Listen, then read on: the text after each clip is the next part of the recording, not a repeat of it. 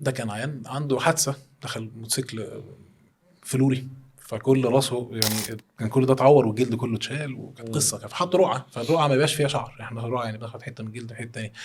فطبعا الرقعه دي مشكلتها بتبقى لازقه في الجلد، في العظم اللي تحتها، فما عندناش مكان حتى لو عايزين نزرع ان احنا نحط فيه الشعر. فده قعدنا تقريبا 3 سنين بنعالج فيه، يعني بنحط الاول زي ممدد انسجه حاجه نعالج بيها، وبعد كده نحقن دهون، وبعد كده زرعنا الشعر، والنتيجه الحمد لله طلعت زي ما انت شفت كده، كانت حلوه قوي.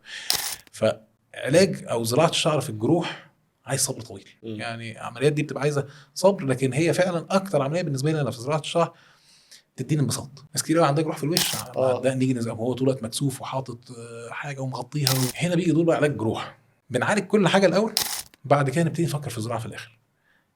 لما نبتدي بقى خلاص نقرر نعمل حاجه في الزراعه، ان هي جرح في الدقن، جرح في الراس، جرح في حاجه نقدر نزرع فيها، في الحواجب مشهور جدا عندنا، بنعمل كتير قوي في الحواجب، حتى الرموش يعني في العيانين اللي هم بتوع الحرق والحوادث عندنا زرعنا كذا حاله بنزرع رموش رموش. بالظبط.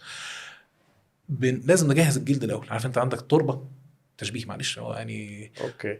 غريب شويه، بس هو التربه انت بتحط فيها سماد، انت عايز تحسن قوي السماد. زي ما قلت لك انت الشعر انا مجرد بحطه بعتمد على الاوعيه الدمويه انها تتكون جديد. مشكله الجروح ان الاوعيه الدمويه اصلا اللي موجوده في الجلد المحروق او المجروح قليله، فيها تليفات كتير ما بتطلعش بسهوله تخش جوه الشعرايه، فانا لازم احضر التربه دي الاول ان انا احسن فيها الاوعيه الدمويه اللي هي ايه، حقن دهون. ده يعني ده حقن دهون حقن الدهون عشان كان فيها الخلايا عشان الخلايا الجذعيه. الجذعيه بالظبط. اه. هي الخلايا الجذعيه دي بقى الجوكر بتاعنا.